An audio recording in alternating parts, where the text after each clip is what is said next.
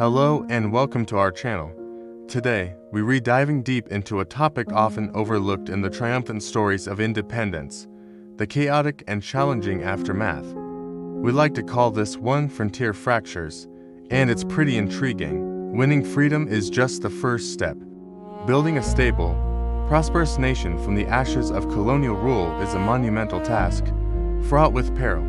Let's explore the complex web of challenges that newly independent nations have historically faced.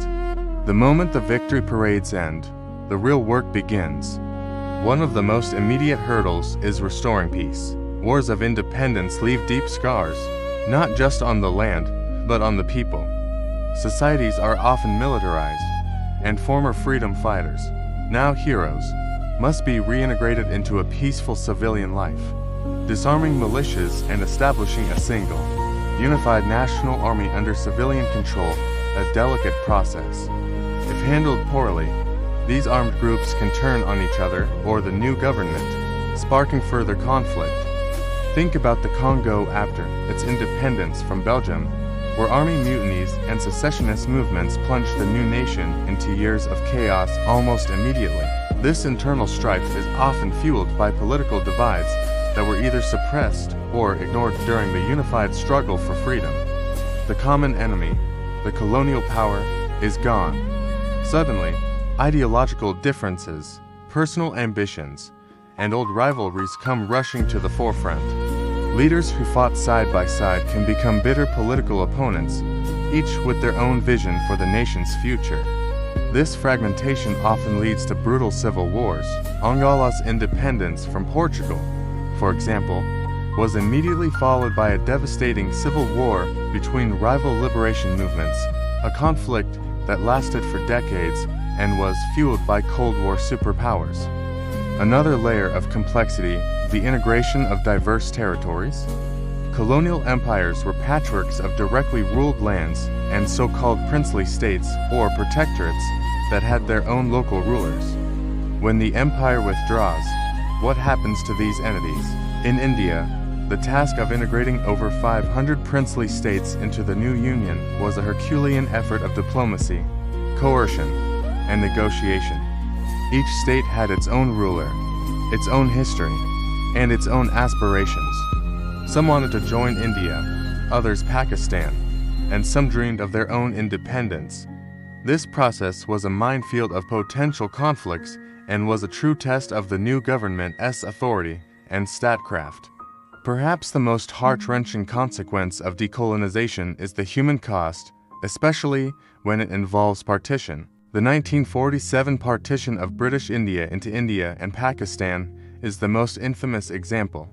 The drawing of new borders based on religious lines unleashed unprecedented violence and triggered one of the largest mass migrations in human history. Millions were displaced, and estimates of the death toll range from several 100,000 to over 2 million. Families were torn apart, communities that had coexisted for centuries were destroyed, and the trauma of this event continues to shape the politics and identity of the subcontinent to this day. This is a stark reminder that lines on a map can have devastating real-world consequences. On the world stage, these new nations are born into a geopolitical landscape they must navigate with care. They are no longer part of a vast empire. They are now independent actors who need to forge new alliances. During the Cold War, this was particularly treacherous. New countries were pressured to align with either the United States or the Soviet Union, turning their territories into proxy battlegrounds. Choosing non-alignment was a brave but difficult path, as it often meant foregoing significant economic and military aid. Building a foreign policy from scratch, establishing embassies, and joining international bodies like the United Nations all require resources and expertise that are often in short supply. Economically, the outlook is often just as bleak. Wars of independence are incredibly destructive, destroying infrastructure, disrupting agriculture, and draining treasuries. The colonial economic model was designed for one purpose: to extract resources and benefit the colonizer. These new nations inherit economies that are not self-sufficient.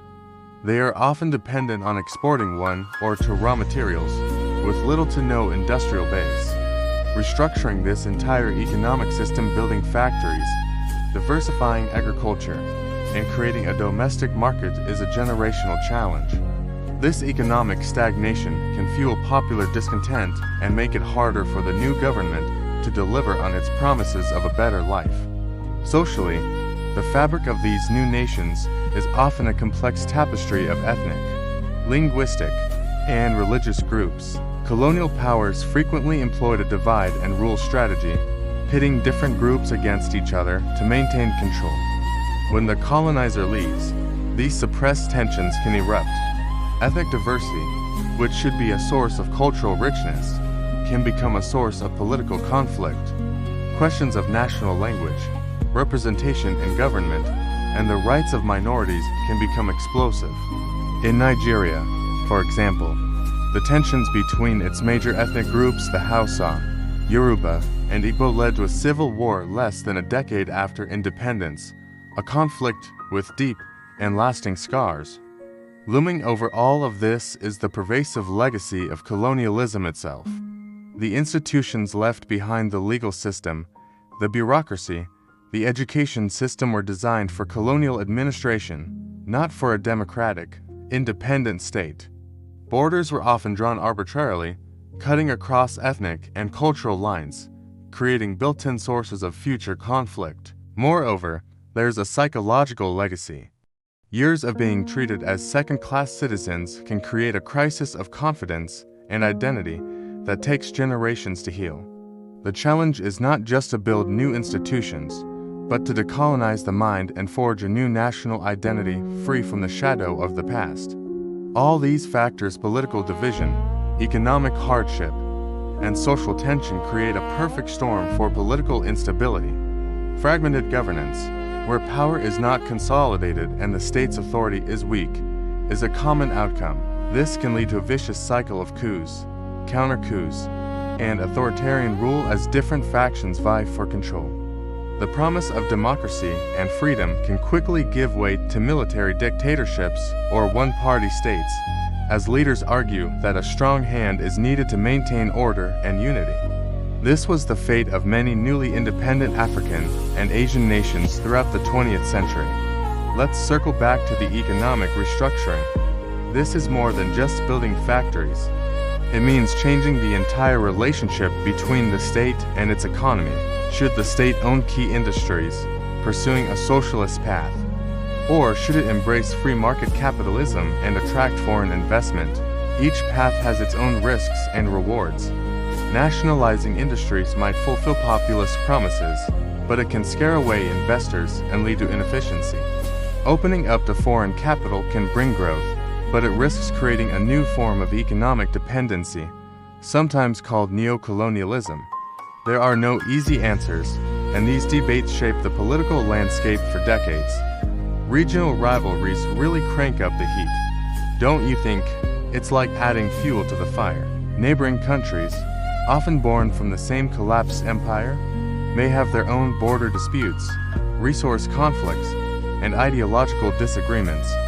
Instead of working together for regional stability, they can end up in a state of constant tension or even outright war.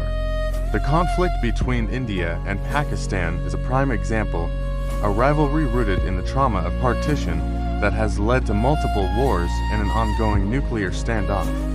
These regional conflicts divert precious resources away from development and towards military spending, hindering progress for everyone involved. Finally, we cannot ignore the issue of human rights. In the chaos and conflict that often follows independence, the rights of ordinary people are frequently trampled.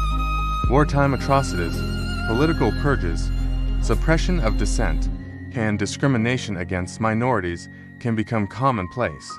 Establishing a culture of respect for human rights and the rule of law is a monumental challenge when the state itself is fragile and fighting for survival. Accountability for past abuses is often sacrificed in the name of peace and reconciliation, but this can leave a legacy of impunity that undermines the new nation's moral foundation. In conclusion, the journey after independence is far from a straight road to paradise.